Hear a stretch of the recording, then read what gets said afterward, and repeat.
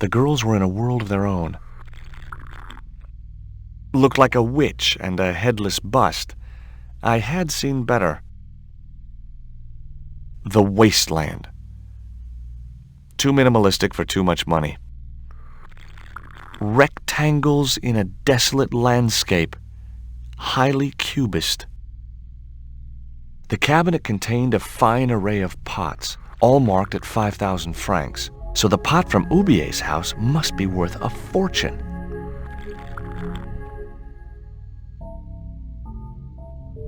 Spheres in a barren waste. Oh, very profound. I could see a pattern emerging in this artist's work. He looked like an older version of Labano, the same supercilious expression, the same disdain in his eyes, and the same damned ponytail. He was a pear-shaped guy with a fine display of multiple chins. Are you Mr. Glease, the owner? Good God, no. Then I guess that must be him over there, right? Your powers of deductive reasoning astound me. Have you heard of Professor Hubier? Yes, of course. I was at his house earlier. If you're going to drop names, you could at least name one worth dropping. I thought Hubier was a well-respected man. Why, his last book was nothing but pseudo-intellectual claptrap. The demented ramblings of a drug-dependent has-been. What's that you're drinking? I'm not sure, but I have a suspicion it might be urine. Glease can't expect a favorable criticism of his gallery when he serves this muck. Would you give me your opinion on this pot, sir?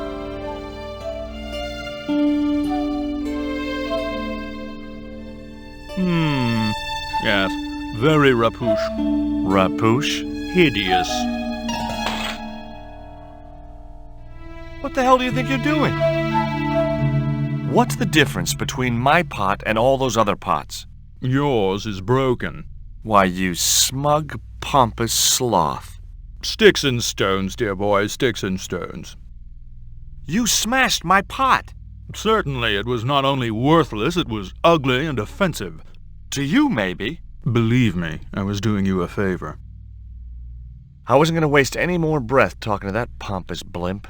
Maybe I could turn the situation to my advantage, and at the same time, get my revenge.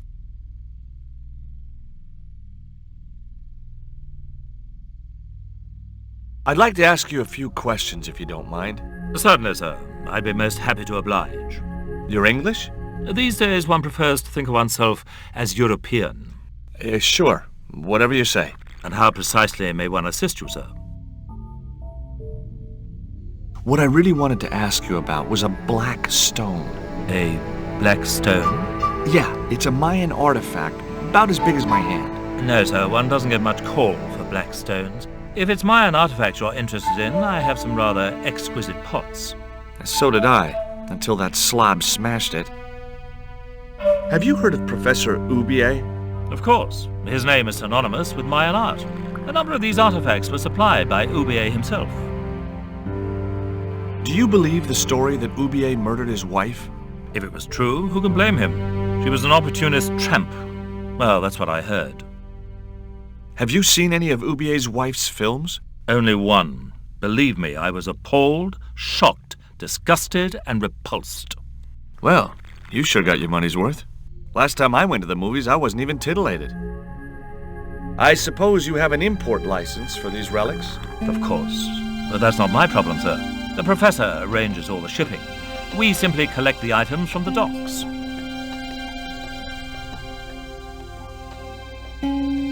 Could you tell me which docks Professor Hubier uses to import the artifacts? Good God, no. I can't possibly reveal my commercial secrets. Do you get many Central American Indians in here? No, sir. This is Paris. Central America is several thousand kilometers southwest of here. Straight across the Atlantic Ocean and turn left. You can't miss it. Well, as it happens, I saw some Central American Indians this very morning. Tourists, sir. Paris is full of them at this time of year. I have some questions I'd like to ask about those pots. The Mexican collection? Certainly, sir. Where did you get them from? Mexico, of course. I think, sir, we'll find the price extremely reasonable. Hey, I'm not interested in buying them. Oh, I see. Well, in that case, you'll excuse me. There is a gentleman over there who seems to be enjoying your wine. I can't think why. It was very cheap. I found this news story referring to a total eclipse of the sun. Really, sir? Well, fascinating.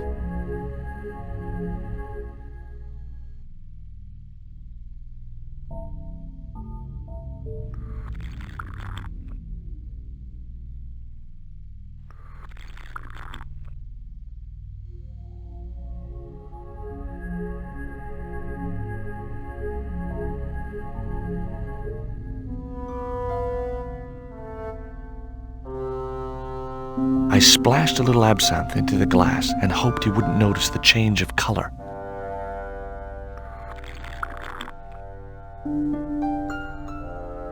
Did you put something in my drink? Yeah, I did. Well, what do you think? Well, it's certainly an improvement over Glease's wine. In fact, I could grow to like it.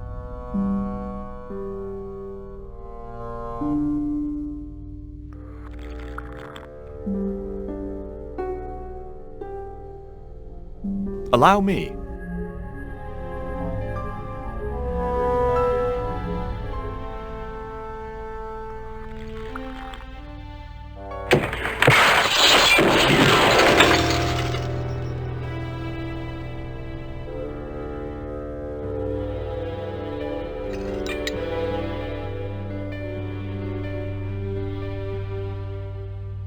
Were those pots very valuable?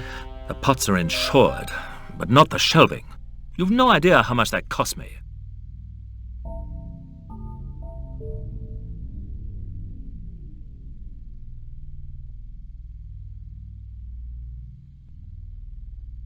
It was a sturdy packing case.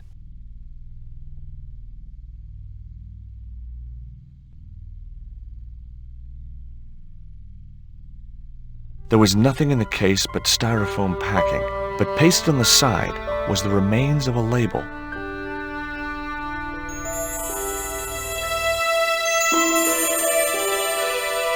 Underneath the logo of a flying bird were the words Condor Transglobal Mars. The rest of the label was missing. It was beginning to make sense. Oubier had organized Nico's abduction. Oubier withdrew money from Marseille. Oubier was connected with Transglobal, who shipped their goods from a warehouse in Marseille. That's how the torn Transglobal label had once read. Marseille, not Mars. It wasn't much of a lead, but it was all I had. I set off immediately to catch the evening train.